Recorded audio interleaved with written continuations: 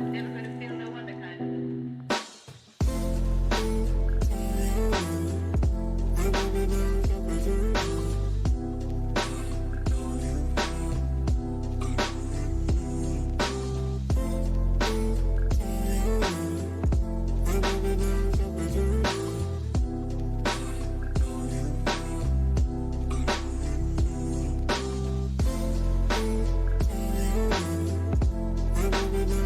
I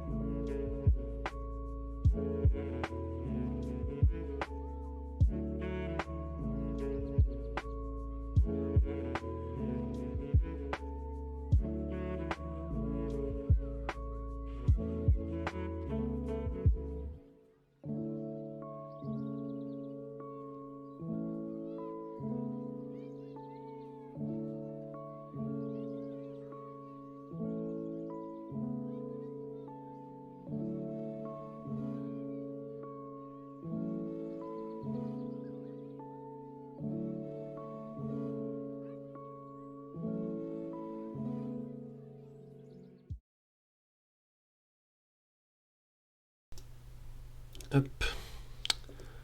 Bonjour, bonjour. Alors, est-ce que ça marche? Ouais, c'est bon. Ok, bonjour à toutes, bonjour à tous. Donc, bienvenue pour ce 3e cours de statique. On va faire aujourd'hui la dernière séance de cinématique du coup.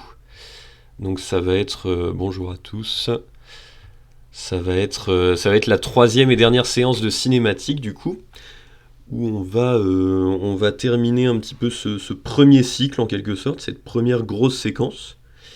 Et puis, alors à l'issue de cette première séquence, je vous avais dit en début de semestre qu'il y aurait un petit questionnaire, un petit quiz à remplir en ligne. Alors ça, ce sera à partir de... Alors je pense que je vais vous l'envoyer pour le week-end. Du coup, ce sera à partir de samedi, je pense. Je vous enverrai un quiz à faire donc samedi. Et ce sera, vous pourrez le faire pendant toute la semaine. Ce sera à partir de samedi, donc si je me gourre pas de date, samedi 13 mars là. Et donc ce sera un quiz à remplir jusqu'au 20 mars.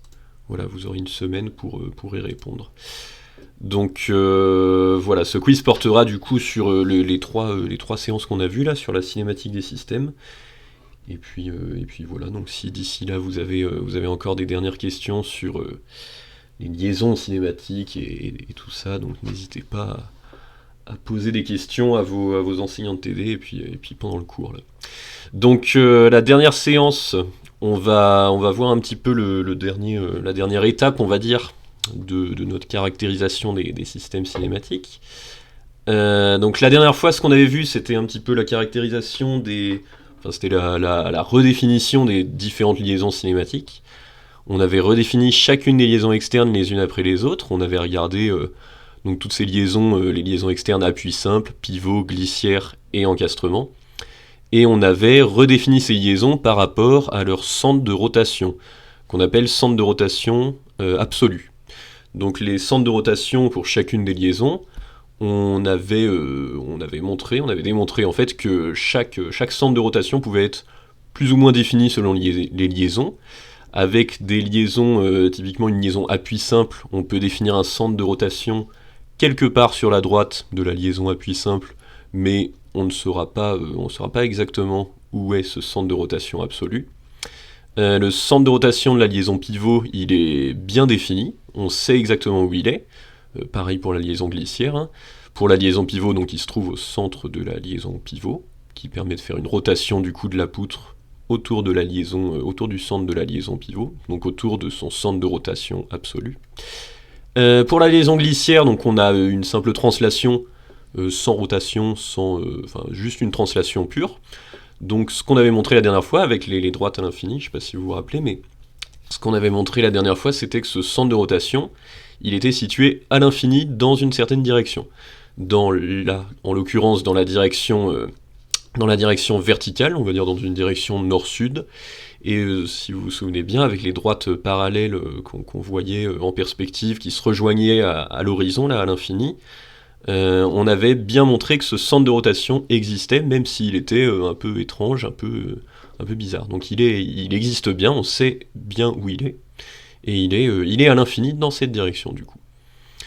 Donc ensuite, la dernière liaison qu'on avait définie, c'était la liaison encastrement, avec donc le centre de rotation absolu, qui n'existe pas, puisque la poutre qui est liée par une liaison encastrement au plan fixe ne bouge pas du tout, et là c'est 3 degrés de liberté complètement bloqués, les deux translations et la rotation. Si là-dessus il y a des questions, faut pas hésiter, hein, parce que c'est des notions assez basiques en fait qui vont nous servir vraiment pendant tout le semestre. Donc là, s'il y a des doutes, s'il y a des questionnements, c'est le bon moment de se poser les questions du coup. Donc ce qu'on avait vu aussi lors de la première séance, la toute première séance, donc c'était cette procédure en quelque sorte, ce bilan des degrés de liberté et de degrés de blocage. Donc l'idée c'est de prendre pour un système donné le nombre de poutres, de multiplier ce nombre de poutres par 3, ça nous donne le nombre de degrés de liberté total du système. Et si on retire à ce nombre total de degrés de liberté les différents degrés de blocage qui sont apportés par les liaisons internes et externes, à chaque fois, donc I et E. Si on fait le bilan, donc ça nous donne soit un mécanisme hypostatique, soit quelque chose de potentiellement isostatique, mais on n'est pas encore sûr, soit quelque chose de forcément hyperstatique, mais il y a là aussi deux possibilités, soit c'est une structure donc stable, soit c'est un mécanisme donc instable. Alors si là aussi il y a des choses qui sont pas claires, moi ce que je vois dans les TD que j'avais reçus jusque-là, les différents... Alors je parle pour mon groupe du coup, mais c'est probablement un peu pareil pour tous les groupes je pense. Ce que je vois, c'est qu'il y a souvent des confusions entre les différentes conclusions. Des fois, on voit un bilan qui nous dit 3P moins I moins E sur certaines corrections d'exercice. 3P moins I moins E égale à 0, et la conclusion c'est directement structure stable. Donc non, il y a deux étapes bien distinctes pour le coup. C'est on trouve que c'est égal à 0, alors c'est peut-être isostatique, c'est ce que veut dire le potentiellement, c'est peut-être isostatique, mais on n'en est pas sûr. Donc on n'est pas sûr de savoir si c'est par exemple une structure qui est stable, ou un mécanisme hyperstatique, donc qui serait potentiellement instable.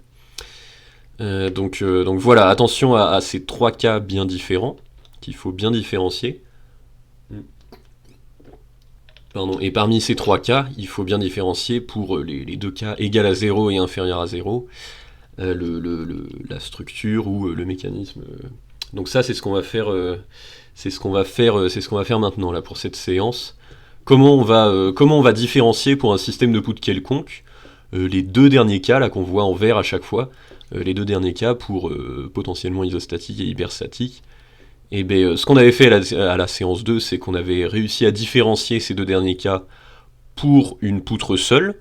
Donc ce qu'on avait vu pour une poutre seule, c'est que s'il existait un centre de rotation absolu de cette poutre seule, grâce à l'agencement de ces liaisons, on va dire, s'il existait un agencement de liaisons qui permette de laisser un mouvement possible, alors on a quelque chose d'instable, alors on a un mécanisme. Mais là, ce qu'on va faire maintenant pour cette séance, vous avez vu que la dernière séance, on avait fait ça pour une poutre seule. Là, lors de cette séance, on va faire ça pour plusieurs poutres, qui vont être reliées entre elles par des liaisons internes, et qui vont être reliées par des liaisons externes au plan fixe, du coup. Donc on va faire un petit peu ce chantier de mettre tout ça ensemble, et puis de pouvoir faire toute cette procédure d'un bout à l'autre pour n'importe quel système, et ce sera un peu l'aboutissement de ces trois séances, quoi, de cette grosse séquence cinématique, quoi, quand on aura bien compris comment faire tout ça. Alors là-dessus, s'il n'y a pas de questions, je continue, hein, je continue sur le cours du coup. Donc là, pour cette dernière séance, il y a plusieurs choses à voir. On va voir d'abord la distinction entre centre de rotation absolu et le centre de rotation relatif. On va redéfinir, de la même façon qu'on avait redéfini les liaisons cinématiques externes, on va redéfinir les liaisons cinématiques internes. On va voir ensuite, dans un deuxième temps du cours, ce que c'est que le théorème de Kennedy, et puis comment le théorème de Kennedy va nous aider à établir la stabilité ou non d'un système de plusieurs poutres. Et ensuite, dans ces systèmes de poutres, des fois, il y aura des mouvements possibles, pour les mécanismes typiquement. Et donc on va voir un petit peu comment représenter ces mouvements. Et donc comment représenter ces mouvements sur des axes horizontaux et verticaux, qu'on appelle des axes de projection. Ça, ce sera pour la fin de cette séance, du coup. Alors, donc, ce qu'on avait vu la dernière fois, c'est le centre de rotation absolu d'un corps rigide par rapport au plan fixe, du coup.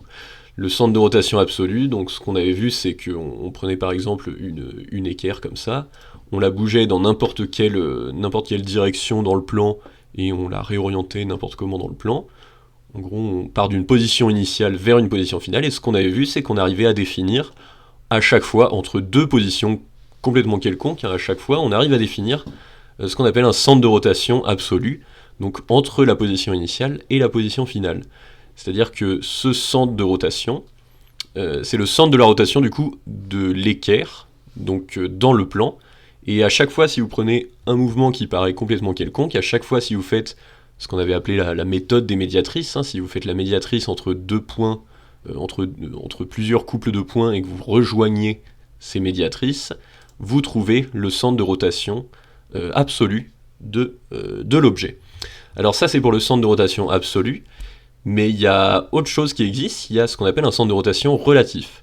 Ça c'est le centre, donc défini ici, le centre de la rotation d'un corps rigide par rapport non plus au plan fixe, mais par rapport à un autre corps rigide, qui lui aussi peut bouger du coup. Donc si, alors ça c'est une question de notation, mais si le premier corps rigide il s'appelle 1 et que le deuxième corps rigide il s'appelle 2 par exemple, ben on note ça C1 par rapport à 2 de cette façon. Et le centre de rotation absolu, on le note juste, donc pour un corps qui s'appelle 1 par exemple, on note juste C1, tout simplement. Alors la dernière fois je vous avais montré C1 par rapport à 0, mais en fait on va rester sur cette notation qui est plus simple, je vous montrerai ça, on en reparlera après de toute façon. Alors j'aimerais savoir si 3p moins i moins e en 10 est stable, mais on voit dans les liaisons qu'il n'est pas stable. Donc voilà. Alors justement, quand on a 3p moins i moins e, on ne dit pas que c'est stable. On dit que c'est potentiellement isostatique. Et on dit rien de plus. Alors quand on a dit que c'était potentiellement isostatique, soit les liaisons permettent un mouvement, et donc on a quelque chose de instable, soit les liaisons ne permettent aucun mouvement, donc on a quelque chose de stable. Alors je sais pas si c'est ta question. On voit dans les liaisons qui n'est pas stable, donc on a des mouvements. Comment on peut être sûr qu'il est stable ou instable? Et justement, ce qu'on avait fait la dernière fois, en fait, c'est pour savoir si c'est stable ou instable. Quand on arrive à 3p moins i moins e égale à 0, pour savoir si c'est stable ou instable, eh bien on étudie les mouvements possibles de la structure, du système de poutres justement. On étudie les mouvements possibles, et si on arrive à trouver un mouvement possible, eh bien c'est quelque chose de instable du coup, ça veut dire qu'il y a du mouvement, ça veut dire que c'est un mécanisme. Ce qu'on avait fait la dernière fois, c'était pour une seule poutre. On avait montré que pour une poutre, si on arrivait à trouver un centre de rotation absolu, ça veut dire qu'il y a un mouvement possible, ça veut dire que c'est instable. Si pour une seule poutre, pour une poutre seule, on n'arrive pas à trouver de centre de rotation absolu, ça veut dire qu'il n'y a pas de mouvement possible, ça veut dire qu'on est stable. Et donc c'est en trouvant en quelque sorte ces centres de rotation qu'on arrive à savoir si c'est stable ou instable. Donc je ne sais pas si j'ai répondu à ta question, mais voilà, c'est toujours dans cet ordre. Hein. D'abord on a le bilan, ensuite on en déduit donc dans quelle idée on est, et ce cas-là de égal à 0, c'est toujours un peu compliqué parce qu'on sait, ça s'appelle potentiellement isostatique, mais c'est possible que ce soit pas du tout isostatique en fait, même si c'est potentiellement isostatique. Donc voilà, on va faire ça pour la séance 3 pour plusieurs poutres. Donc ce qu'on disait sur le centre de rotation relatif, c'est le mouvement d'un corps rigide par rapport à un autre corps rigide peut être caractérisé. Et donc on caractérise ce mouvement d'un corps par rapport à un deuxième par le centre de rotation relatif du coup. Donc ça c'est ce que je vous ai montré, un centre de rotation absolu. Maintenant on va faire presque la même chose en quelque sorte. On va partir d'une position initiale pour deux objets, deux corps rigides, et puis on va regarder ce qui se passe si on les bouge dans une position finale quelconque en fait. Donc par exemple l'équerre on l'a fait bouger ici, le poisson on le fait bouger là. On a ici deux corps rigides qui ont bougé dans un mouvement, le centre de rotation absolu de leur mouvement peut parfaitement être défini. Hein. Par exemple, si j'essaie de trouver le centre de rotation absolu de l'équerre, je fais la méthode des médiatrices. Hein. Je tire un trait entre ce point ici et ce point ici. Je trace la médiatrice. Je tire un trait entre, par exemple, la pointe ici et la pointe ici. Je trace la médiatrice, la deuxième médiatrice.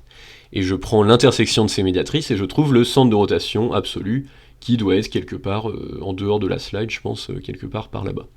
Et pour le poisson, je peux faire exactement la même chose. Je peux trouver son centre de rotation absolu dans ce mouvement, du coup, en traçant, pareil, les médiatrices, tac, tac, le croisement des médiatrices, et puis je trouve un centre de rotation qui est à peu près à ce niveau-là, je pense. Alors, donc ça, c'est pour les centres de rotation absolus. Ce qu'on va faire, c'est on va essayer de définir le mouvement de l'équerre, non pas par rapport au plan fixe dans l'absolu en général, quoi, mais par rapport au poisson. Donc ce qu'on essaie de s'imaginer, c'est comment l'équerre a bougé dans ce mouvement par rapport au poisson. Juste par rapport au poisson, en fait.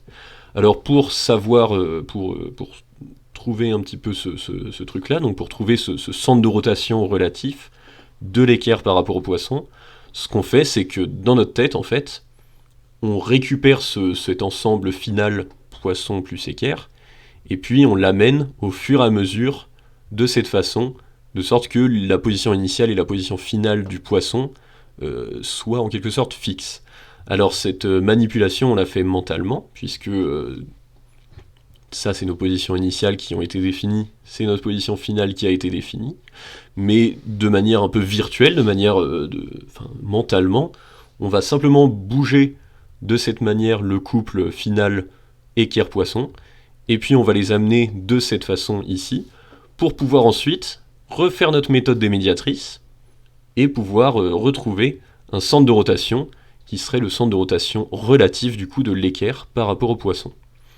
Donc ce centre de rotation qui est un peu virtuel en fait, qui n'a pas vraiment de... Enfin, qui est un peu...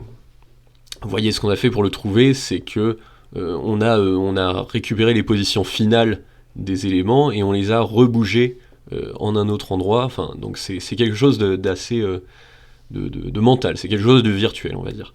Il n'a pas d'existence en soi, ce centre de rotation, il n'est pas ici dans le plan, quoi.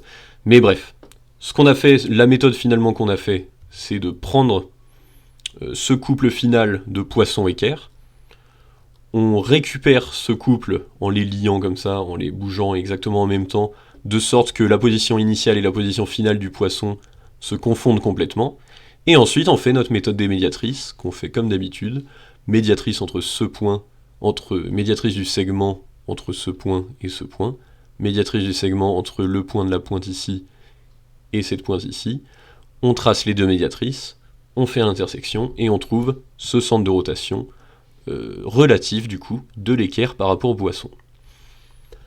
Alors, ce qu'il faut bien comprendre, c'est que si on pourrait se dire qu'on ferait exactement la même chose, mais en inverse.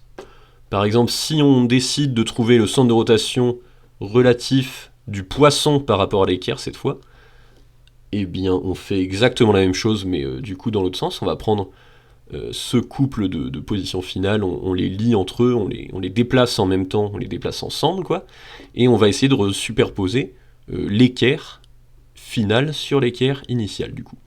Donc on les déplace de cette façon, comme ça, jusqu'à arriver à cette position ici. Et ce qu'on fait, c'est méthode des médiatrices, encore une fois. Entre les deux yeux, par exemple, je trace un segment, je fais la médiatrice. Entre le bout de l'aileron ici et ce bout de l'aileron, je trace un segment, je fais la médiatrice. Je retrouve un nouveau point d'intersection. Et donc ce point d'intersection, c'est le centre de rotation relatif du poisson par rapport à l'équerre. Ce qui est intéressant, c'est que ce centre de rotation relatif, il dépend pas de si on fait un mouvement ou l'autre mouvement. C'est-à-dire que si je fais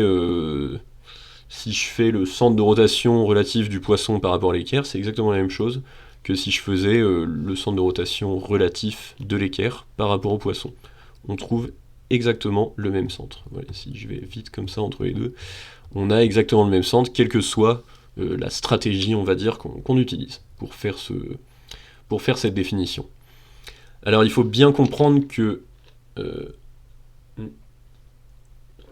mouvement absolu, c'est bien différent d'un mouvement relatif. Le mouvement absolu d'un objet, c'est le mouvement d'un corps rigide donc dans le plan, donc par rapport à un repère fixe du plan, si vous voulez, et le mouvement relatif, c'est un mouvement d'un corps rigide par rapport à un autre corps rigide. Donc c'est le mouvement d'un corps dans un repère qui lui aussi bouge en même temps. Donc pour faire en sorte de bien définir ce mouvement relatif, ce qu'on fait, c'est qu'on fixe en quelque sorte l'un des deux repères, comme on a fait là, hein, on fixe l'un des deux repères et on regarde le mouvement de l'autre objet par rapport au repère du corps rigide qui a été choisi, fixé. Donc c'est ce qu'on a montré, hein, c'est que le centre de rotation absolu de l'équerre, on avait dit qu'il était quelque part en dehors de la slide là sur la gauche, il n'est pas du tout le même que le centre de rotation relatif de l'équerre par rapport au poisson. Le centre de rotation absolu du poisson, pareil, il est quelque part ici, c'est pas du tout le même centre de rotation que le centre de rotation relatif de l'équerre par rapport au poisson. Donc, ce qu'on retient finalement, c'est ça, c'est que le centre de rotation d'un corps rigide par rapport au plan fixe, c'est ce qu'on appelle le centre de rotation absolu, on le note C1, et le centre de rotation relatif, on le note C1 par rapport à 2, et donc ce que je vous ai dit, c'est la petite parenthèse, c'est lors du dernier cours, on avait appelé ce centre de rotation absolu C1 par rapport à 0, mais voilà, cette notation, elle est un peu... On va simplifier cette notation en quelque sorte, on n'a pas tellement besoin du par rapport à 0, on va simplement le noter C1, ce sera exactement la même chose. Voilà. Donc on peut interpréter effectivement cette notation de C1 par rapport à 0 comme un centre de rotation du corps par rapport au plan fixe qu'on appelait 0, quoi. Mais c'est simplement ça. Donc c'est exactement la même chose, C1 par rapport à 0 et C1, et on notera simplement C1 à partir de maintenant. Donc voilà, ce qu'on disait, c'est cette distinction entre centre de rotation absolu, centre de rotation relatif, et cette distinction, elle va se répercuter en fait sur les liaisons. C'est-à-dire que chaque liaison externe, on avait défini le centre de rotation absolu, donc ce qu'on avait fait pendant la séance 2, à chaque fois quand on a liaison pivot qui définit un centre de rotation qui est absolu du coup au point de la liaison pivot, et ben c'est le centre de rotation absolu. Mais on peut faire exactement la même chose pour les liaisons internes. C'est-à-dire que la liaison interne qui correspond à la liaison pivot, c'est par exemple la liaison rotule. Et donc cette liaison rotule, on peut définir son centre de rotation relatif de 1 par rapport à 2, ou 2 par rapport à 1, c'est la même chose. Donc là sur ce schéma, on voit, bon c'est pas écrit, mais on va se dire que c'est la poutre 1 et la poutre 2 à chaque fois, qui sont reliées par une liaison rotule en A. Et donc, alors voilà, ce qu'on avait fait, ce que je vous ai dit, ce qu'on avait fait, c'est pour la liaison pivot, on a C1, le centre de rotation absolu de la liaison pivot, qui est à cet endroit-là. Et pour la rotule, on a, donc on va l'appeler C12, le centre de rotation relatif de la poutre 1 par rapport à la poutre 2, qui va être à cet endroit-là, qui va être exactement ici. Si on réfléchit un petit peu en fait à ce mouvement de la liaison rotule, si on fait un petit peu la même démarche que ce qu'on avait fait avec poisson équerre juste avant, on va se dire qu'on fixe par exemple la poutre de gauche, on la maintient en position comme ça, et puis on va essayer de bouger la poutre de droite comme ça par rapport à cette poutre fixe ici, qu'on aura fixée dans un premier temps. Et on voit que on aura un centre de rotation qui va être situé au point A. Si on fait exactement la même chose en fixant la poutre de droite cette fois, et en faisant bouger la poutre de gauche, et bien pareil, on aura un centre de rotation qui va être toujours au point A. Donc on a bien, dans ce mouvement relatif de la poutre 1 par rapport à la poutre 2, on a bien un centre de rotation relatif qui est à ce point-là, à chaque fois, que ce soit par rapport à la poutre 1 ou par rapport à la poutre 2, et inversement. Donc, on fait exactement le même boulot pour toutes les liaisons. Ce qu'on avait fait la dernière fois, c'est que pour la liaison glissière, on avait vu qu'il y avait donc les droites en parallèle qui se rejoignaient à l'infini, et qui définissaient du coup un centre de rotation absolu à l'infini dans la direction de la liaison glissière. Vous voyez, si je penche la liaison glissière, le centre de rotation absolu, il va aussi pencher sa direction en quelque sorte. Il va être à l'infini, mais dans la direction, une direction est, nord-est, sud-ouest en quelque sorte, si je la penche dans ce sens-là. Mais à chaque fois, en fait, on a le centre de rotation absolu d'une liaison glissière qui est situé à l'infini, donc de part et d'autre. Ce qu'on avait vu, c'est les droites parallèles à l'infini qui se rejoignent en un point, non seulement au nord ici, mais également au sud. Donc c'est exactement le même point, et donc c'est pour ça qu'il y a cette double flèche, en quelque sorte. Et donc pour la liaison interne, ce qu'on fait, c'est qu'on fixe cette barre ici, cette poutre ici à gauche, et on essaie de faire bouger cette poutre ici à droite par rapport à la barre fixée. Et bien le seul mouvement qu'on arrive à faire pour cette liaison glissière interne, c'est un mouvement de translation dans la direction perpendiculaire à n qu'on voit ici, Et ce mouvement, c'est bien une translation d'axe perpendiculaire à n, donc c'est finalement exactement la même chose hein, que pour la liaison glissière externe. Ce qu'on voit ici, c'est que l'on fixe une poutre ou une autre, à chaque fois on aura une translation dans la direction perpendiculaire à n. Et donc à chaque fois on aura un centre de rotation relatif entre la poutre 1 et la poutre 2 qui sera situé à l'infini, donc exactement pareil que la liaison glissière externe finalement. Si je vais trop vite là-dessus, vous me le dites, hein, mais voilà, normalement il n'y a pas trop de pièges hein, là-dessus, c'est vraiment, c'est à chaque fois toujours la liaison externe, ce qu'on avait défini la dernière fois, vaut aussi pour la définition de la liaison interne correspondante. Hein. À chaque fois vous avez, pour une liaison donnée, la liaison externe et la liaison interne correspondante. La liaison externe pivot, sa liaison interne correspondante en quelque sorte, c'est la rotule, puisque à chaque fois on a le seul degré de liberté qui est autorisé, c'est ici une rotation, et là c'est pareil, c'est une rotation relative entre les deux poutres. Donc la liaison glissière, pareil, hein, sa liaison correspondante c'est aussi la liaison glissière pour les liaisons internes, et donc de la même façon, le centre de rotation relatif entre 1 et 2, il est situé à l'infini. Alors pour la liaison externe à puits simple, ce qu'on avait montré avec l'hypothèse des petits mouvements, si vous vous souvenez, dans la séance 2, on avait utilisé cette hypothèse des petits mouvements pour montrer que finalement le centre de rotation absolu de la liaison à puits simple se situait quelque part sur la droite perpendiculaire au mouvement de translation libre. Donc ce qu'on avait, c'est qu'on n'avait pas plus d'infos en fait. On n'avait pas plus d'infos sur l'emplacement du centre de rotation absolu de la liaison à puits simple. Alors pour sa liaison correspondante, en liaison interne, qui est la liaison bielle du coup, ici cette liaison bielle elle est représentée comme ça, elle permet de faire donc soit des mouvements de translation horizontaux ici, soit des mouvements de rotation quelconques, hein, relativement de la poutre 1 par rapport à la poutre 2 hein, à chaque fois. Donc pour cette liaison bielle, c'est exactement la même chose.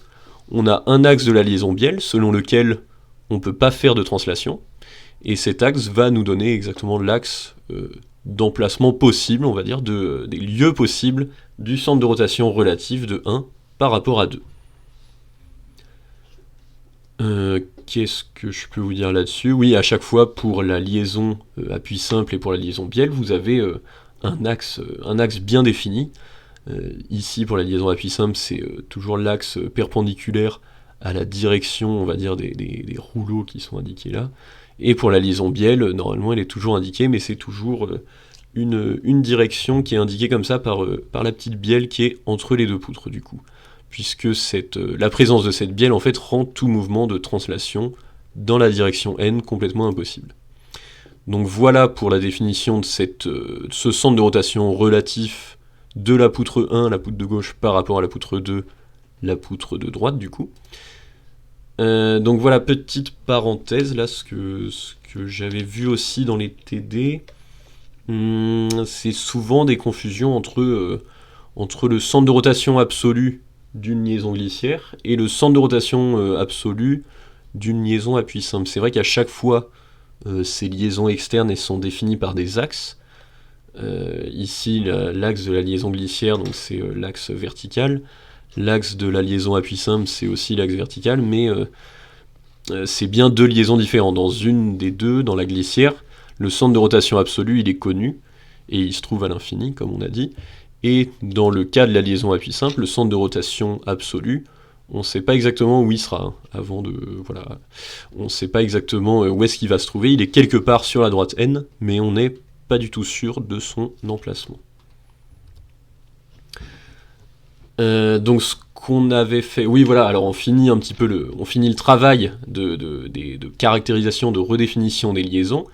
La liaison externe encastrement, ce qu'on avait dit, je passe rapidement dessus, mais ce qu'on avait dit c'était que le centre de rotation absolu n'existait pas pour la liaison encastrement.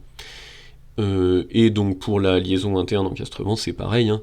Quand vous avez deux poutres, on pourrait dire que c'est deux poutres qui se rejoignent en un point A, mais en fait on pourrait caractériser ça comme une seule et même poutre, et du coup chacun des deux morceaux de poutre n'a aucun mouvement par rapport à l'autre. Et donc le centre de rotation relatif de 1 par rapport à 2, il n'existe pas non plus.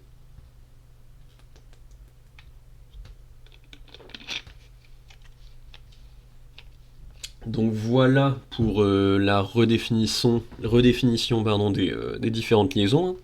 À chaque fois, on a redéfini la liaison externe et la liaison interne, en définissant du coup le centre de rotation absolu pour les liaisons externes et le centre de rotation relatif pour les liaisons internes. Donc là, je vous ai fait un petit peu le recap, quoi. Le recap de tout ça, c'est que pour chaque liaison, en fait, vous avez donc soit une information qui est complètement fixée sur le centre, la position du centre de rotation absolu ou relatif. Pour les liaisons pivot et glissière, vous savez exactement où va être le centre de rotation. Pour les liaisons appui simple et bielle, vous allez manquer d'informations en quelque sorte, et vous allez juste savoir que le centre de rotation absolu dans l'appui simple et relatif pour la bielle, ils vont être situés quelque part sur les droites qui définissent ces liaisons.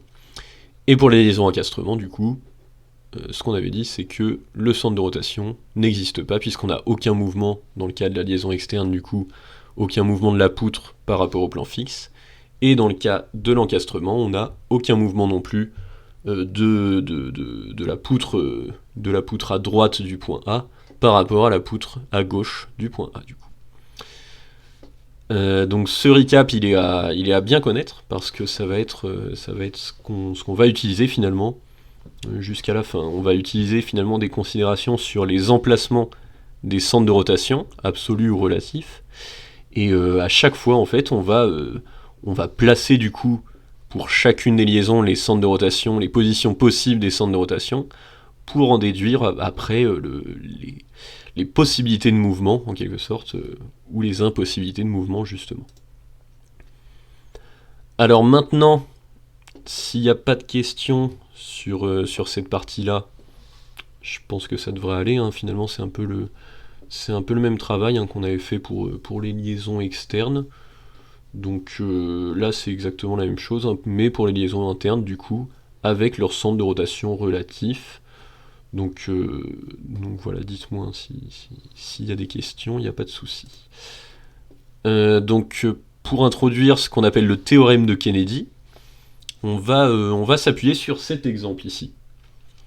Donc cet exemple-là, on va le regarder un peu en détail, on va regarder s'il y a des mouvements possibles, on va faire le bilan, etc. Et ça va nous être utile pour introduire ce qu'on appelle le théorème de Kennedy, qui va nous permettre du coup d'avoir des considérations, de placer en quelque sorte des centres de rotation relatifs et ou absolus dans un système de poutres.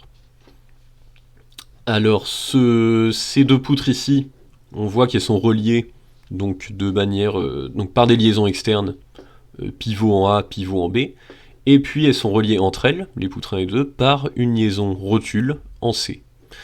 Alors si on fait le bilan de ce système, du coup, on va trouver 3P moins E moins I, donc 3 fois 2, 6, moins les liaisons externes, du coup, 4, donc à chaque fois 2 degrés de blocage pour les liaisons pivots. Et donc moins 2, moins le nombre de degrés de blocage de la liaison rotule ici. Donc ça va nous faire un bilan de 0, du coup. On a une structure qui est potentiellement isostatique. Donc on a quelque chose, on peut pas en dire grand chose de plus, hein. On a une structure qui peut-être va être isostatique, donc stable, et peut-être ça va être un mécanisme hyperstatique, donc quelque chose d'instable, mais en tout cas c'est tout ce qu'on sait pour le moment. Alors, on va essayer de faire bouger un petit peu ce système, on va essayer de le triturer en quelque sorte pour voir est-ce qu'il peut se déplacer, est-ce qu'il peut bouger. Alors, un petit rappel, effectivement, c'est qu'on est en petit mouvement. Donc, il y a des mouvements qu'on peut faire, il y a des mouvements qu'on ne peut pas faire. Là, c'est un mouvement, typiquement, qu'on peut effectuer. Si je prends la poutre 1, et que je la fais rotationner, en quelque sorte, je la fais tourner autour du point A, qui est son centre de rotation absolu. Donc, je la fais tourner autour du point A. Et en fait, c'est dans le cadre de petits mouvements, ce qu'on avait dit la dernière fois, c'est que c'était complètement équivalent, en fait, de considérer qu'on monte juste le point C de manière verticale en fait. Dans le cadre de petits mouvements, je vous rappelle, on a un angle qui est tout petit ici. Et donc ce qu'on se dit, c'est que comme cet angle est tout petit, on a le cosinus de cet angle qui est égal à 1. Donc ça veut dire que ce triangle rectangle, en quelque sorte, il est aussi isocèle en A, donc ça veut dire que on a exactement les mêmes longueurs entre A et C, et entre A et C', si vous voulez. Donc cette longueur ici, c'est exactement la même que AC, et en même temps, ça forme un triangle rectangle. Donc voilà, c'est un peu la caractéristique des petits mouvements, c'est que ça nous permet de faire ces considérations géométriques, même si là, quand on exagère énormément le mouvement pour y voir quelque chose, pour que la figure soit à peu près claire, on a l'impression que c'est une longueur plus grande. Mais dans le cadre de petits mouvements, on peut considérer que c'est exactement la même longueur, et que le triangle est quand même rectangle. Alors ce qu'on fait, c'est qu'on peut bouger, voilà, la poutre 1 de cette manière-là, on peut la faire tourner autour du point A. Et ce qu'on peut faire aussi, c'est faire tourner la poutre la poutre 2 autour du point B. Donc si on fait ces deux mouvements comme ça, on a fait simplement un mouvement possible de cette manière. Donc c'est comme si on avait monté la rotule en C. Et en fait, ce mouvement-là, ça va être un mouvement possible.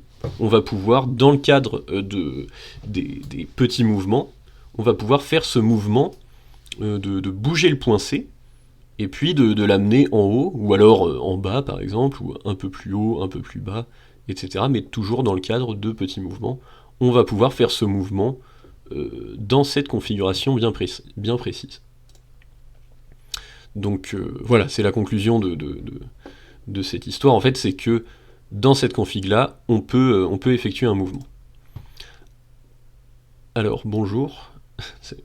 La question qu'on peut se poser, c'est qu'est-ce qui va se passer si on bouge l'une des deux liaisons pivots, du coup. Alors, si je bouge la liaison pivot en B, par exemple, je vais la descendre ici.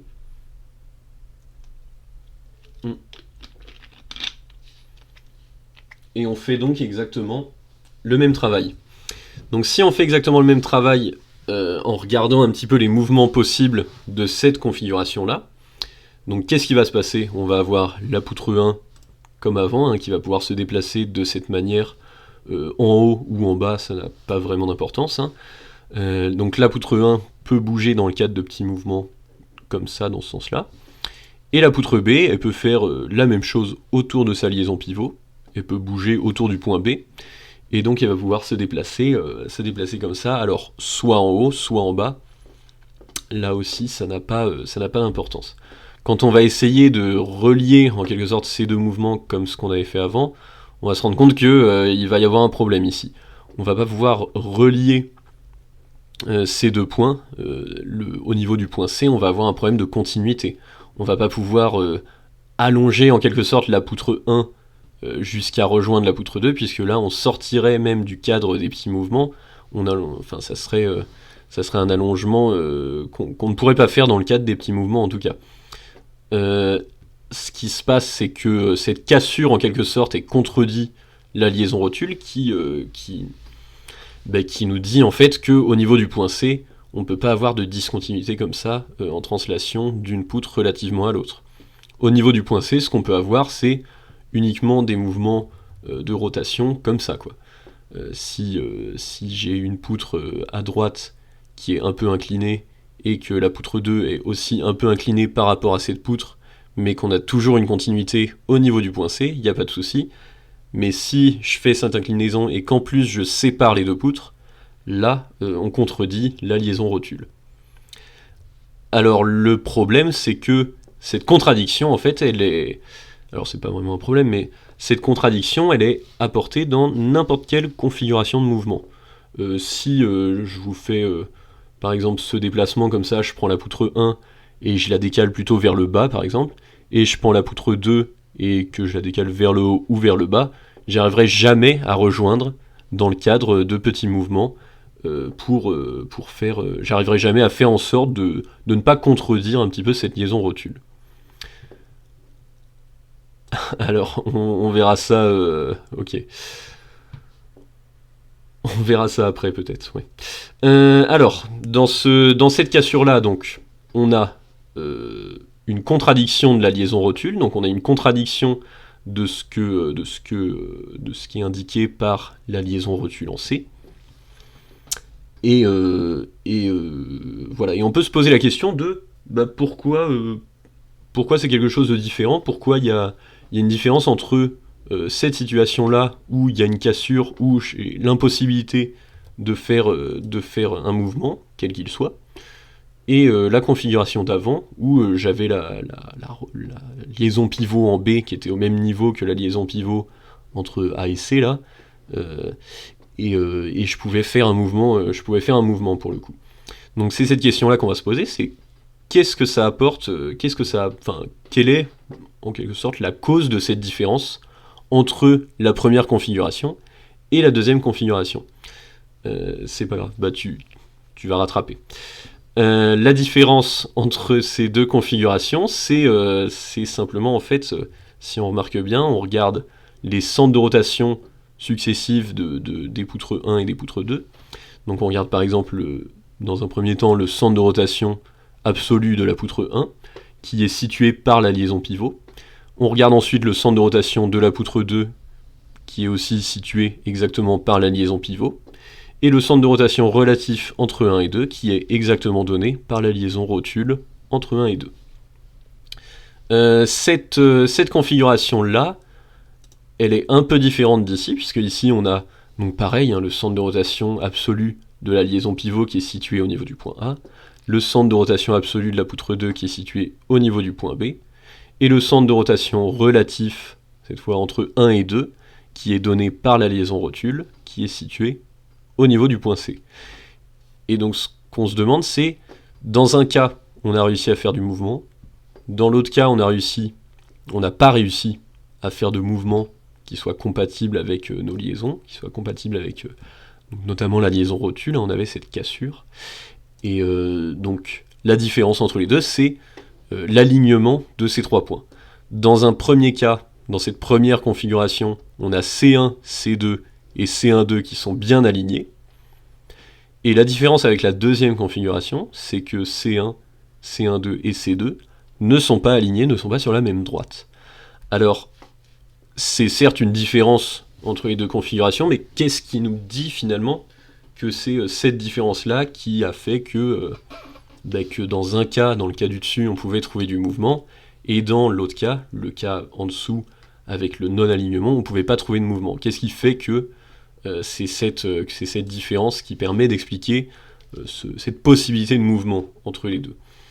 En fait, si on regarde en quelque sorte les trajectoires possibles de chacune des poutres dans ces configurations-là, on se rend compte que l'alignement, il permet de faire en sorte que, au niveau des petits mouvements seulement, on va avoir des mouvements possibles. C'est-à-dire que si on trace les trajectoires possibles du point C du point C dans le mouvement de la poutre 2 par exemple, on trace donc cet arc de cercle comme ça. Cet arc de cercle ici, c'est les positions possibles du point C dans le mouvement de la poutre 2. Et si on fait pareil pour la poutre 1, le point C, il va pouvoir faire tous ces mouvements-là. Et en fait, ce qu'on avait vu la semaine dernière, c'est que dans le cadre de petits mouvements, on pouvait se permettre de dire que si on regarde juste cette zone-là, et qu'on voit des trajectoires comme ça qui se rejoignent et qui se confondent pratiquement autour d'une position ici initiale, quoi. Donc si on fait uniquement des petits mouvements, on a la possibilité de bouger de haut en bas sans pour autant faire en sorte que les barres s'allongent. Alors si on monte trop haut pour le coup, si par exemple je commence à faire un mouvement de rotation qui n'est plus dans le cadre de petits mouvements, mais qui sort un petit peu d'ici et qui va par exemple ici sur l'arc de cercle, et bien là je vais avoir une contradiction, je vais casser ma rotule encore une fois. Donc vraiment cette idée qu'on peut bouger le point C dans cette configuration, précise, c'est uniquement grâce aux petits mouvements, quoi. Là le point C, je peux le bouger en haut et en bas, et dans la deuxième configuration, j'ai fait pareil, j'ai tracé les trajectoires possibles, on va dire, du point C dans le mouvement de la poutre 2 ici, avec cet arc de cercle qu'on voit là, et dans le mouvement de la poutre 1, avec l'arc de cercle qu'on voit ici. Et donc ces trajectoires possibles du point C, elles se rejoignent en un seul point. Ce point, c'est le point initial, forcément.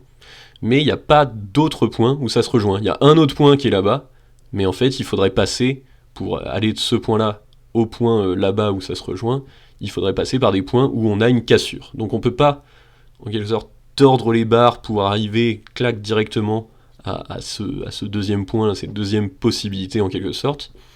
On va avoir une impossibilité de mouvement dans ce cas-là, puisque même en petit mouvement, si on regarde bien, si on zoome très fortement, on n'aura à aucun moment une confusion des lignes différemment, contrairement à ce qu'on avait ici.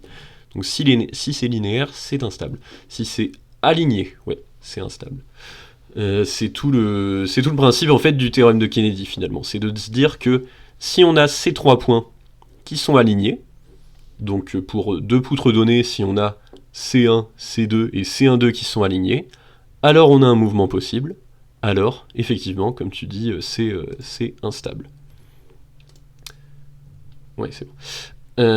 Alors, donc cette démo, elle est quand même pas mal utile, mais dans un premier temps pour comprendre comment amener le théorème de Kennedy. Mais ce qu'on va retenir finalement, c'est le théorème de Kennedy en lui-même, hein, finalement. C'est que, dit comme ça, dans un mouvement possible, le centre de rotation relatif entre deux poutres se trouve sur la même droite que leur centre de rotation absolu. C'est bien ce qu'on a montré. Hein. Dans le mouvement possible, ici, configuration en haut, le centre de rotation relatif C1,2, il est sur la même droite que C1 et C2. Vous expliquerez la liaison composée après. Je peux repasser sur la liaison composée, ouais, si vous voulez, pendant une petite minute. Je finis juste cette partie là sur le théorème de Kennedy, et après, il y aura... je réfléchis. Non, dans l'exemple, il n'y a pas de liaison composée. Bah, je vous montre ça après les exemples du théorème de Kennedy. C'est pour ça qu'un toit en pente tiendrait mieux qu'un toit plat. Pas exactement, c'est pas exactement pour cette idée. Les toits en pente, hein, c'est surtout... historiquement, les toits en pente, c'est parce que ça faisait tomber l'eau de pluie directement dans les gouttières, en fait. Si vous regardez d'ailleurs dans le sud, vous avez des pentes qui sont moins fortes qu'en Normandie, par exemple. Vous avez une typologie des bâtiments, des constructions des habitats en tout cas, qui sont un peu différentes. Alors après, c'est pas mon domaine d'expertise, mais non, c'est plus... ce théorème de Kennedy, en fait, il faut bien retenir que c'est l'utilisation du théorème de Kennedy qui va nous permettre de déterminer non pas la stabilité des édifices, mais la stabilité d'un système de liaison cinématique. Et après, à partir de ces liaisons cinématiques, on peut commencer à parler des forces, etc. L'idée, c'est que tout ce travail qu'on fait sur les liaisons cinématiques, sur les mouvements possibles, etc., c'est pour définir des systèmes sur lesquels on va après appliquer des forces, et on va voir, là pour le coup, si sous ces forces données, les systèmes qu'on a définis sont vraiment solides ou non. Parce qu'en fait, vous pouvez avoir des structures isostatiques qu'on pourrait définir comme ça, comme stables du coup, mais ces structures isostatiques, si vous leur mettez des énormes efforts, des forces énormes dessus, ça va devenir instable, ça va se péter la gueule. Mais ce sera dans un deuxième temps. Là, pour le moment, quand on parle de stabilité, en fait, on parle juste de stabilité cinématique, de stabilité des mouvements théoriques qu'on peut faire, des mouvements théoriques possibles. Donc nous, effectivement, ce qui nous intéresse, c'est les structures stables. Donc effectivement, quand on a des centres de rotation alignés de cette manière, en fait, forcément, on est dans le cas d'une structure instable, et en fait, la plupart des structures font en sorte d'avoir leur liaison cinématique, en quelque sorte, qui ne font pas cette configuration alignée, et qui ne forment pas des systèmes, du coup, des mécanismes qui seraient hyperstatiques. Alors, vous parlez de la liaison ou de sa rotation. Si c'est la liaison, cela veut dire que l'utilisation de la rotule dans ce genre de cas est déconseillée. C'est pas exactement ça en fait, c'est que, si vous voulez, entre 1 et 2, quand j'ai dit on casse la rotule, bon, c'est une manière de... C'est une manière de le dire, c'est plutôt une contradiction de la liaison rotule. La liaison rotule, elle permet de faire un mouvement de rotation relatif entre les deux poutres, mais elle permet pas de faire une translation relative entre les deux poutres. Et donc là, ce que vous regardez, si on isole juste cette partie-là, ce qu'on a ici, entre les positions initiales ici et les positions finales, on a un mouvement relatif entre les deux poutres qui est non seulement une rotation, donc on a pu cet angle-là, mais on a un angle un tout petit peu plus aigu, on va dire. Et on a non seulement cette différence d'angle, mais en plus dans le mouvement relatif, si on isole juste cet endroit-là ici, on a également une translation du coup. Une translation relative entre les deux poutres. C'est-à-dire qu'on a un décalage comme ça et un petit décalage vers le bas comme ça. Et ce mouvement relatif, il n'est pas autorisé en quelque sorte par la liaison rotule qu'on a définie. Donc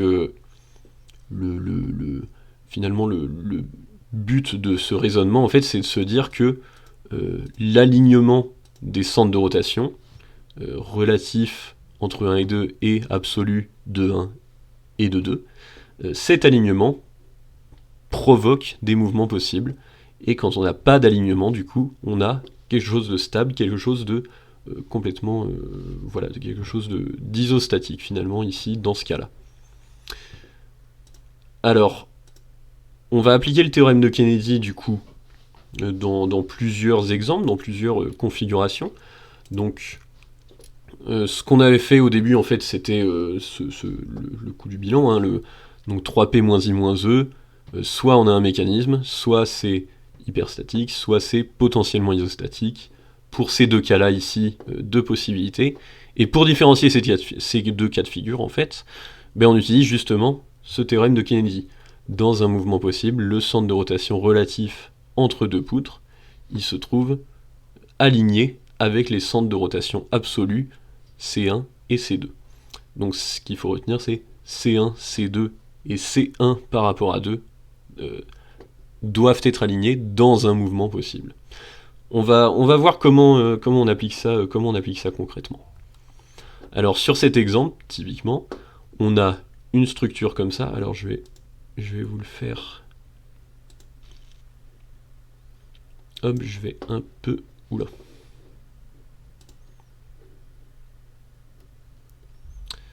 Excusez-moi, je vais un peu vous détailler le calcul de cette structure.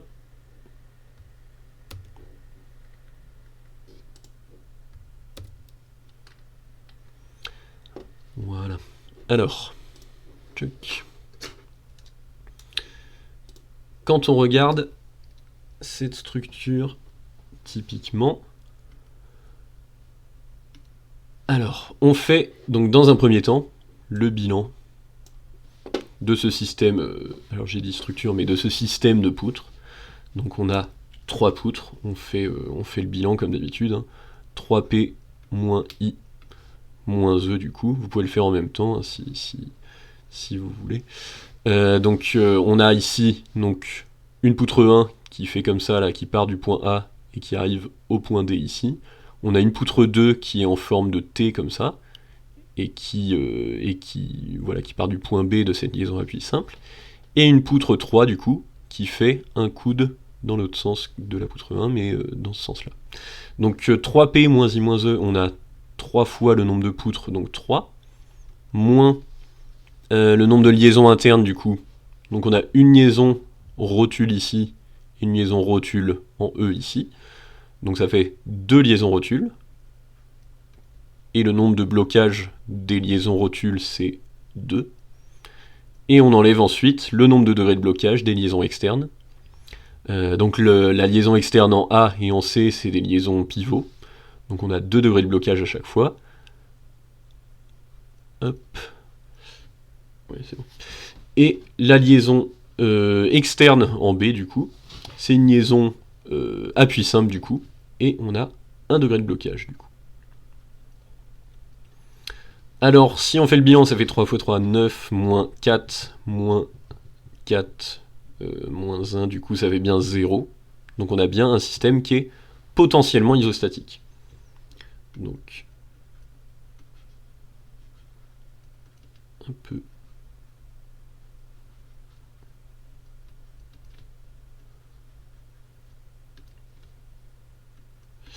un peu compliqué avec cette tablette.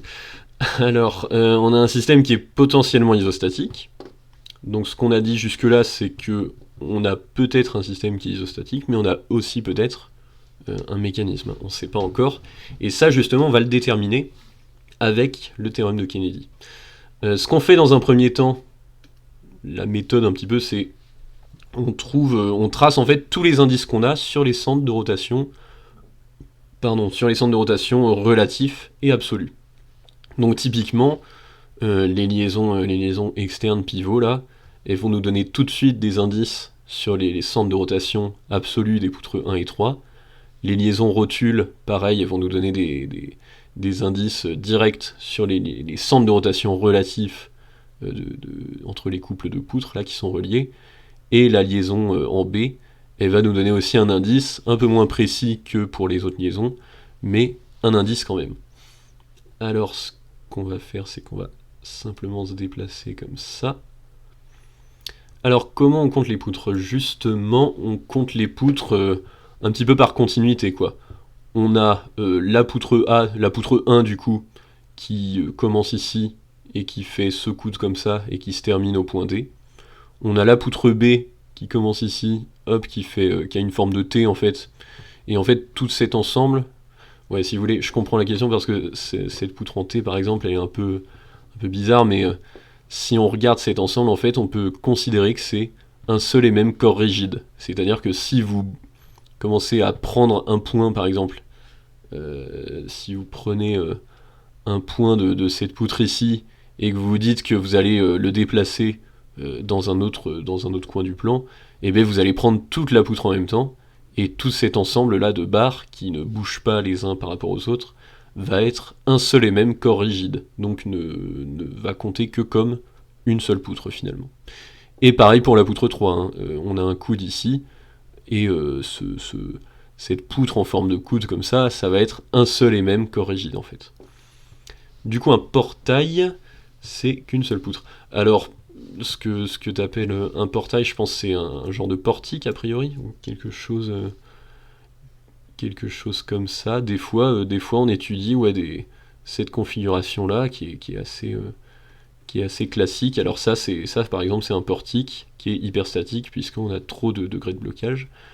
Si ici on fait une liaison comme ça, hop, appui simple ici, on a un portique isostatique. Effectivement, ça c'est une structure assez classique qui permet de faire des dimensionnements assez rapides de manière assez aisée en fait. Donc c'est effectivement c'est une bonne question.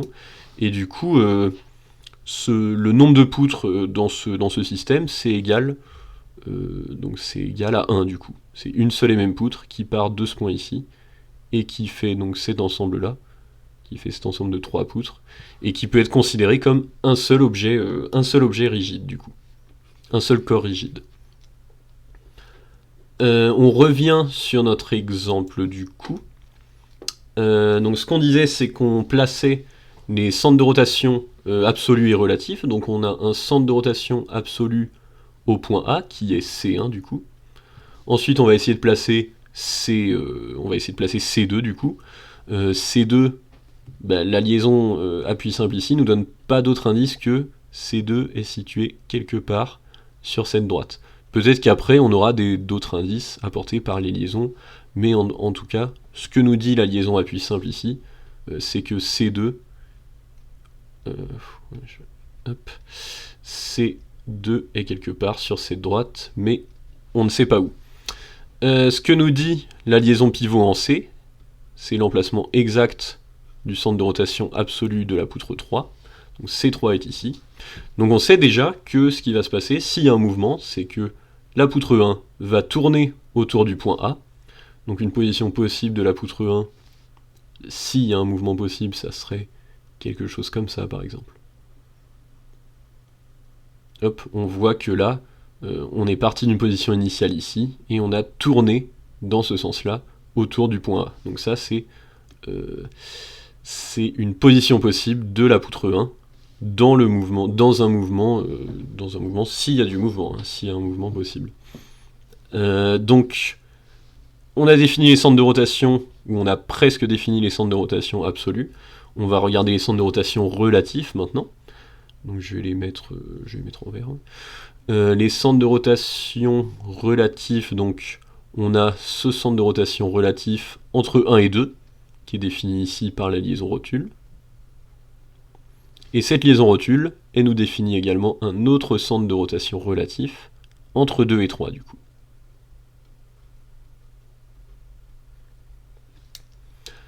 Alors maintenant, on a fait finalement l'inventaire de toutes ces liaisons.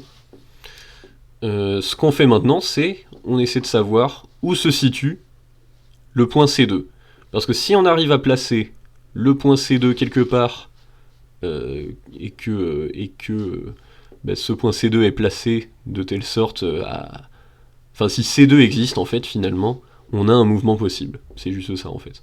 C'est que là, pour le moment, on a C1, on a C3, et si on trouve une position possible pour C2, qui est encore la dernière inconnue de ce système, et bien ça veut dire qu'on aura un mouvement possible, forcément. Donc, on va utiliser le théorème de Kennedy pour faire ça. Le théorème de Kennedy nous dit que dans un mouvement possible, les centres de rotation C1, C2, C1,2 sont alignés. Donc là, on a déjà C1, on a C1,2, et donc forcément, C2 doit se trouver quelque part sur cette droite entre C1 et C1,2. Ça, donc en rouge, je vous fais ce qui est nécessaire par rapport au théorème de Kennedy. Du coup. Le théorème de Kennedy nous donne cette info que C2 va être situé quelque part sur la droite, rouge, ici. Donc, je peux écrire ça comme ça, C2, hop. Parce que comme j'ai C1 et C1,2, ici, et bien j'ai déjà une droite qui est définie, et donc forcément C2 doit être situé quelque part sur cette droite pour satisfaire le mouvement, puisque s'il n'est pas sur cette droite, ça veut dire qu'il n'y a pas de mouvement. Donc il doit être forcément sur cette droite. Alors, ce qui est intéressant, c'est que là, on a C2 qui doit être quelque part sur cette droite, et on a C2 qui doit être quelque part sur la droite ici. Donc il est à l'intersection de ces deux droites, forcément, s'il existe, hein. On considère qu'il existe, et donc forcément, il doit être situé à cet endroit-là. Donc là, on a bien défini C2, et on va vérifier que cette définition de C2, elle est compatible avec tout le reste. Hein. C'est-à-dire que là, si on applique le théorème de Kennedy entre C2,3 et C3, ça veut dire que C2, il doit aussi être quelque part. Hop, j'essaie de faire la droite bien droite. Quelque part sur cette droite également. Tchouk.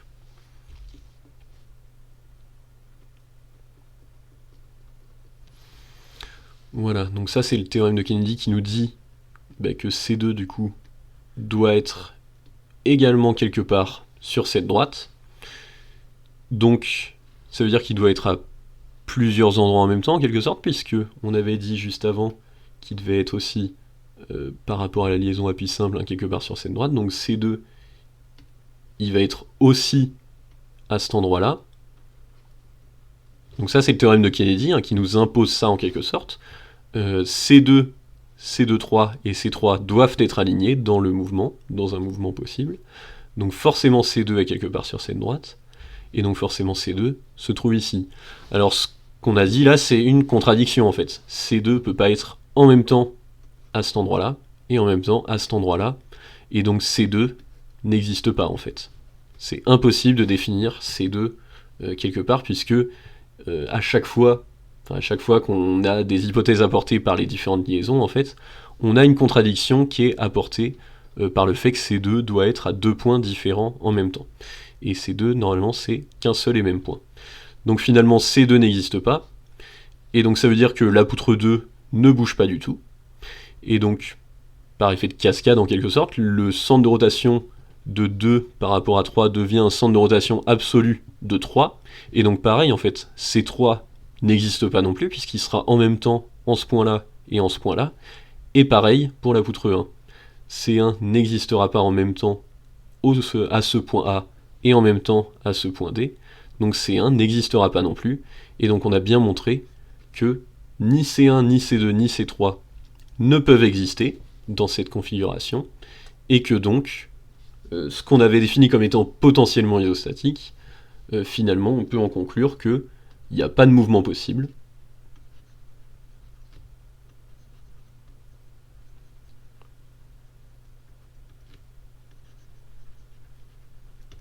Donc, pas de mouvement possible. Pas trop compris le fait que C2 soit partout. Alors, il n'est pas partout, il est forcément sur cette droite, puisque d'après le théorème de Kennedy, C2 doit être aligné avec C1 et C1 par rapport à 2. Et il est forcément sur cette droite, puisque C2 est situé quelque part sur la droite de la liaison appui simple. Donc il est forcément au point d'intersection de ces deux droites. Il est là. Mais on fait exactement le même raisonnement pour la poutre 2 et la poutre 3. D'après le théorème de Kennedy, C2, il est quelque part sur cette droite, d'alignement avec 2 par rapport à 3 et 3. Et du coup... Ah oui, d'accord. Je sais pas si... Ouais. Alors en fait, il y a une droite qui relie C1 et C1,2 du coup. Et donc sur cette droite, il y a forcément C2. Alors, d'accord. Donc il y a une droite qui est définie du coup entre C1 et C1,2. Donc qui est cette droite ici. Et donc cette droite-là, elle place C2 forcément en ce point-là. Puisqu'on avait dit juste avant que C2 devait être, à cause de la liaison appui simple, devait être quelque part sur la droite bleue là. Et donc C2 forcément, il est à cet endroit-là. Et en même temps, on a un point C3 et un point C2,3 qui nous disent que C2 doit aussi être quelque part sur la droite ici, que je repasse en rouge là. Donc ça c'est le théorème de Kennedy qui nous dit que les 3 points doivent être alignés dans le mouvement. Donc C2 il est forcément, du coup, en ce point-là également. Comme il ne peut pas être en même temps en ce point-là et en ce point-là, et bien ça veut dire qu'il n'existe pas. Donc C2 n'existe pas, donc ça veut dire que 2 est totalement fixe, et donc ça veut dire que du coup, si 2 est totalement fixe, ça vient assez directement le fait que 1 devient totalement fixe aussi, puisque C1 par rapport à 2 devient du coup C1 par rapport à quelque chose de fixe, donc par rapport à 0, donc devient un centre de rotation absolu, et pareil pour C2,3, et donc du coup il n'y a aucun mouvement possible de 2 dans un premier temps, mais du coup ce non-mouvement de 2 entraîne une impossibilité de mouvement de 1 et une impossibilité de mouvement de 3. Ok. Alors, est-ce que... Donc pas de mouvement, donc centre de rotation n'existe pas. C'est l'inverse du coup. Si le centre de rotation n'existe pas, on n'a pas de mouvement possible. Je vais l'écrire ici.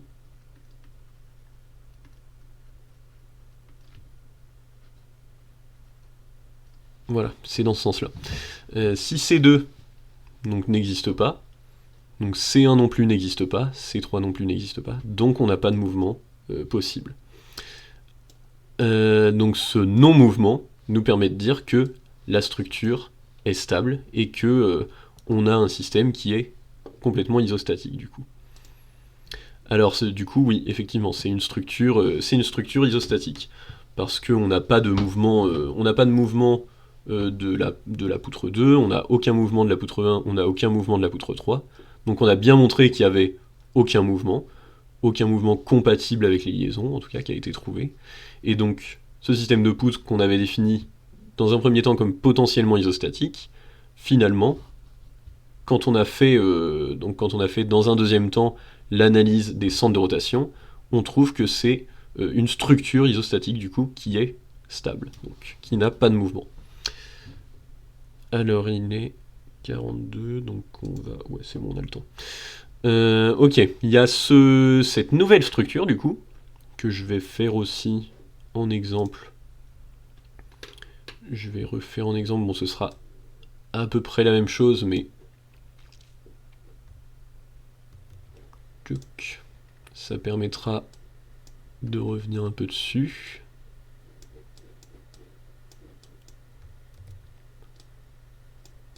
Hop, ok. Donc cette structure ici, on a à peu près la même structure, hein. On a le même nombre de degrés de... On a le même nombre de liaisons en fait. La seule différence entre les deux structures, si je vous remonte comme ça, c'est simplement le placement de la liaison en D là. Ouais, c'est ça. Le placement de la liaison en D qui change un petit peu, qui se décale sur la gauche.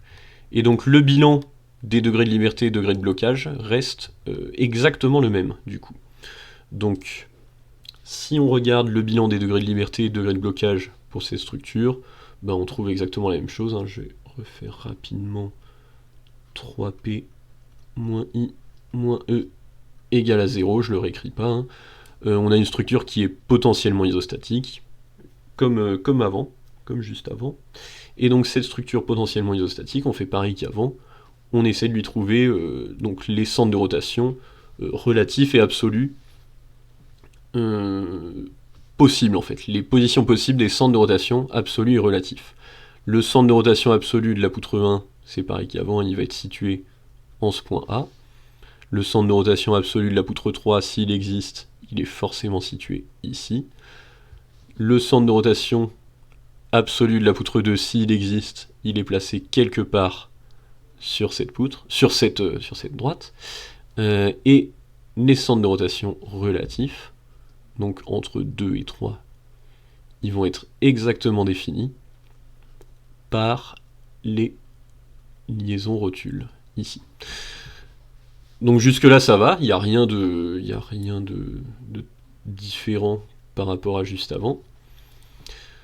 Ce qu'on fait, c'est qu'on fait de la même façon qu'avant, hein. On utilise le théorème de Kennedy pour se dire que s'il y a un mouvement possible, alors forcément C1, C1,2 et C2 doivent être alignés sur la même droite. Donc on trace la droite entre C1 et C1,2, et on trouve une droite sur laquelle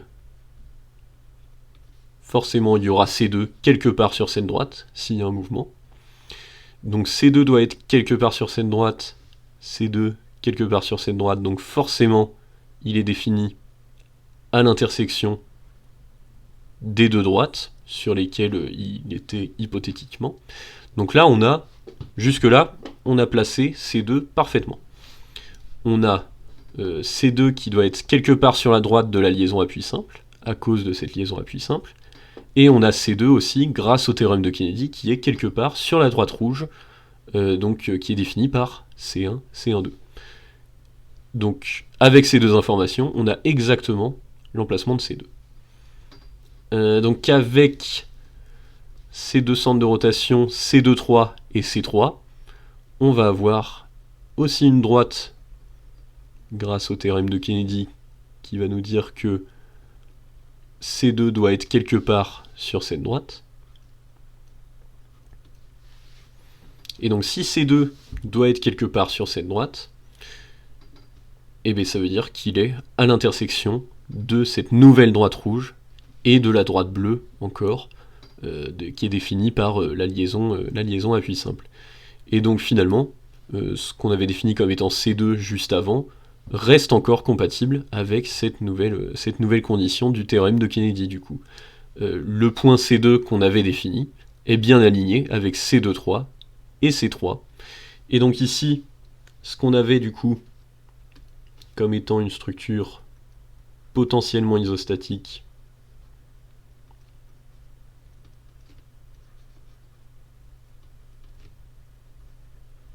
ce qu'on avait comme étant une structure potentiellement isostatique, devient en fait, enfin, on prouve en fait que ce système de poutres est en fait un mécanisme hyperstatique, puisque on a défini une position possible de C2, et que du coup, on a défini C1, C2 et C3 de manière complètement compatible avec les liaisons, donc il y a un mouvement possible, donc cette structure est bien un mécanisme.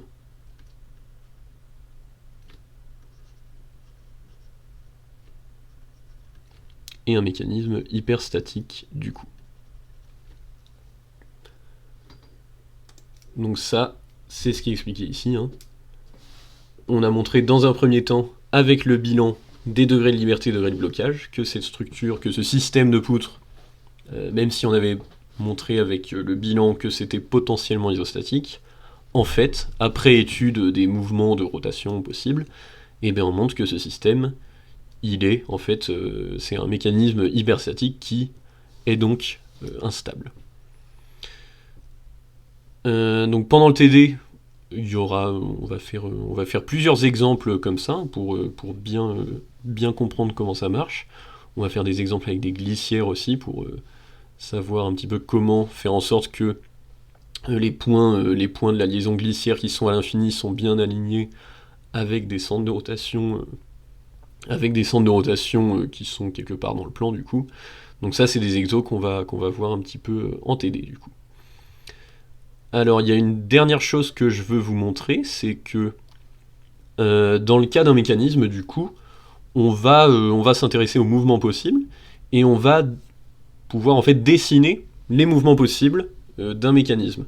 Ici, je vous dis que c'est un mécanisme, c'est de manière assez rapide. Si on fait le bilan, on a un mécanisme hypostatique, donc on sait déjà que le système est instable, on sait déjà qu'on a un mouvement possible, et si on fait l'analyse des centres de rotation, comme on a fait avant avec le théorème de Kennedy, on va trouver ce mouvement possible, on va caractériser les centres de rotation du mouvement qu'il est possible de faire. Mais déjà à partir du bilan, quand on trouve que c'est un mécanisme, on sait déjà, c'est déjà gagné, on sait déjà qu'il y a un centre de rotation absolu qui existe, donc le théorème de Kennedy va nous permettre de trouver ce centre de rotation. Ce qu'on fait, c'est, comme à chaque fois, on regarde chacune des liaisons, internes et externes, et on regarde les indices que nous donnent ces liaisons. La liaison appui simple en A, il nous donne l'indice que le centre de rotation C1, il est situé quelque part sur la droite N. La liaison rotule en C nous donne le centre de rotation relatif entre 1 et 2. Et la liaison pivot en B nous donne le centre de rotation absolu C2 en B du coup. Théorème de Kennedy, ces trois points sont forcément alignés dans un mouvement possible. Dans un mouvement possible, donc on a C1, C1,2 et C2 sur la même droite. Donc on peut tracer cette droite déjà entre les deux premiers points de ces trois points qui sont déjà connus. Si on trace cette droite, on a une droite comme ça là, et donc on a une droite sur laquelle forcément C1 doit être. Pareil qu'avant, si C1 doit être en même temps sur la droite verte et en même temps sur la droite bleue ici, de la liaison appui simple, alors il est forcément à l'intersection des deux droites, et donc on a trouvé en quelque sorte l'emplacement du centre de rotation absolu de la poutre 1 dans cet exemple de système, dans cet exemple de mécanisme. Alors maintenant, ce qu'on voit un petit peu, ce qu'on peut voir en fait, c'est comment va bouger ce système en fait. On a un système avec deux poutres, donc une poutre 1 et une poutre 2, et on va s'intéresser à la représentation du mouvement de ce système. Donc on va se demander, par exemple le point A, de combien, dans un mouvement quelconque, comment le point A va se déplacer, soit donc vers la droite, soit vers le haut, vers le bas, et on va se poser cette question du comment chacun des points de chacune des deux poutres, du coup, va bouger horizontalement et verticalement dans ce mouvement qui est défini par C1, C1,2 et C2. Dans ce mouvement, du coup, si on représente ça avec un mouvement quelconque, finalement, on fait comme si on déplaçait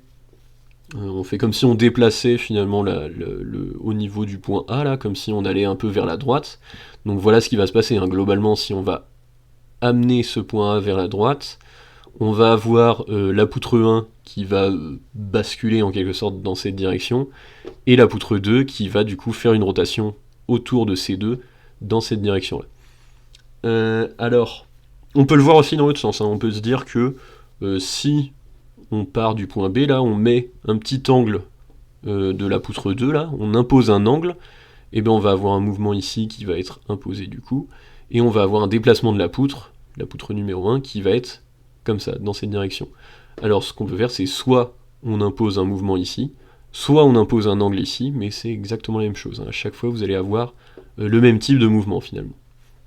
ce qu'on va décider de faire, c'est d'imposer plutôt un angle au niveau du point B, et on va représenter en fait ces mouvements, ce qu'on appelle, on les représente en projection horizontale et verticale. Donc on représente sur deux axes, un axe de déplacement, alors c'est à midi le TD, un axe de déplacement vertical et un axe de déplacement horizontal, et sur chacun de ces deux axes, alors il n'y a pas de cassure, donc là il n'y a pas de... non, il n'y a pas de cassure du coup.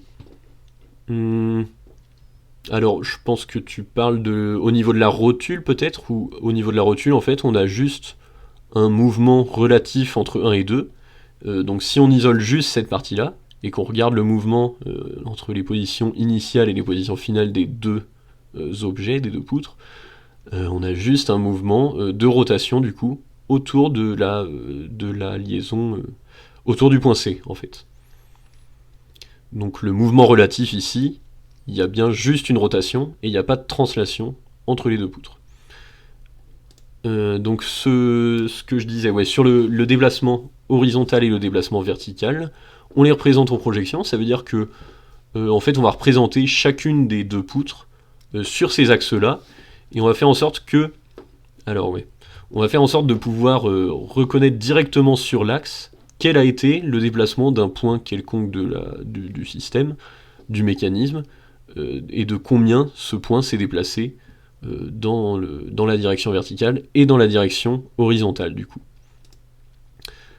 Alors, ce qu'on peut faire déjà dans un premier temps, c'est se dire que les centres de rotation absolus, au niveau des centres de rotation absolus, en fait, il n'y a aucun mouvement. Quand on tourne un objet autour de son centre de rotation absolu, ben, il n'y a forcément aucun mouvement, ni horizontal ni vertical, au niveau de ce centre de rotation.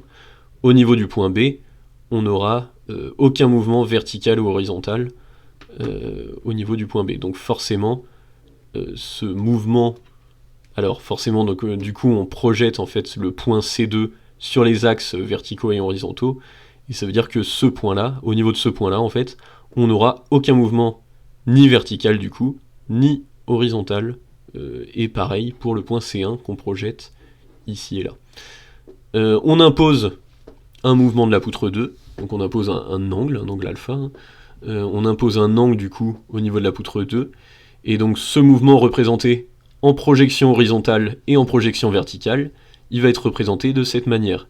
C'est-à-dire que au niveau du point B, donc on lit ici, par exemple sur le déplacement, horizontal du coup, sur cet axe vertical, il ne faut pas se tromper, hein, c'est le déplacement horizontal qu'on lit ici.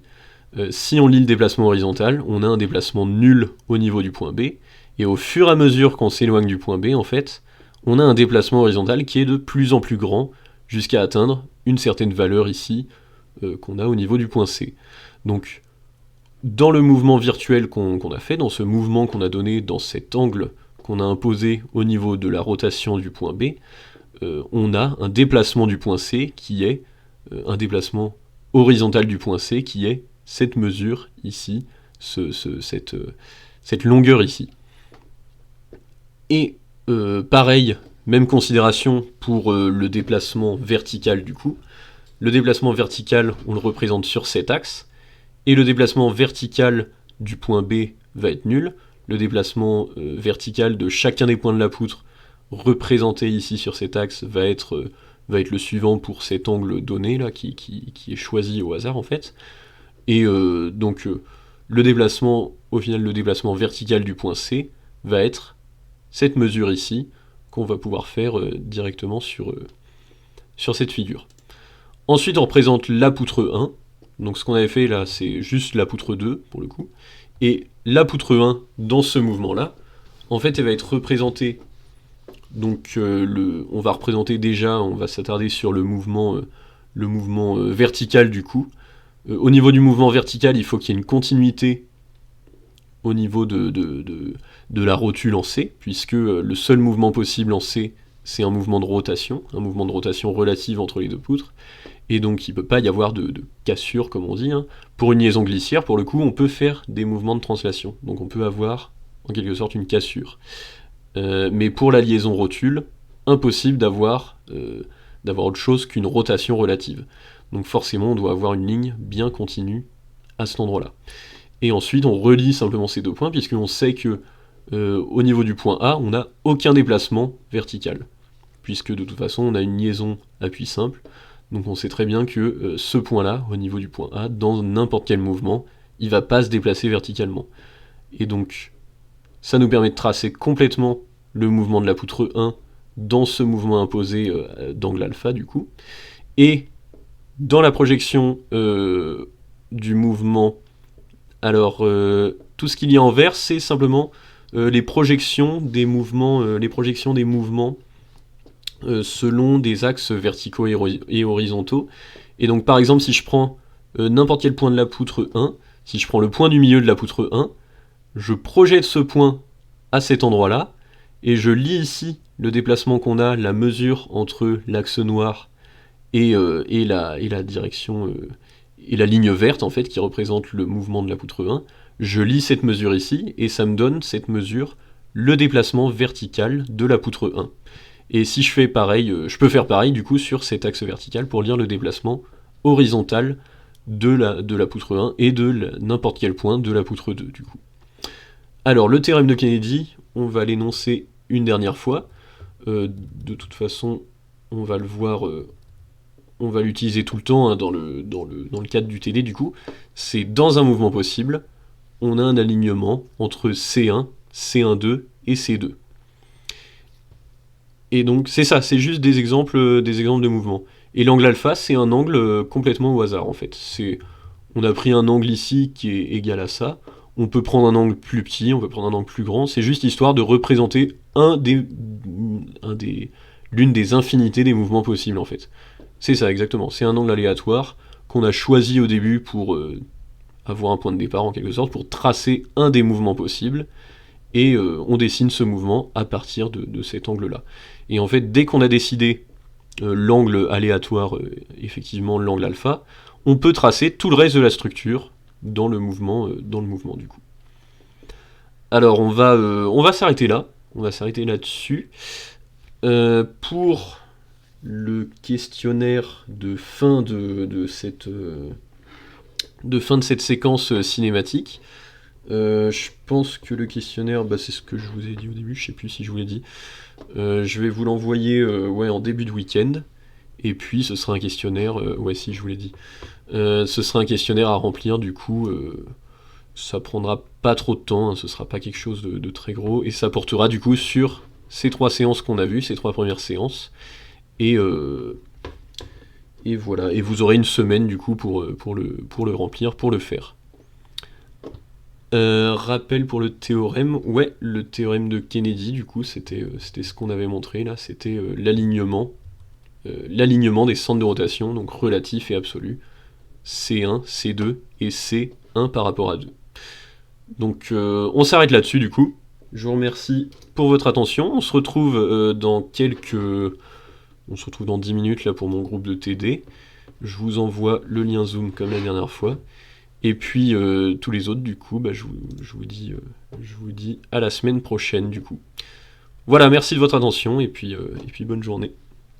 Au revoir.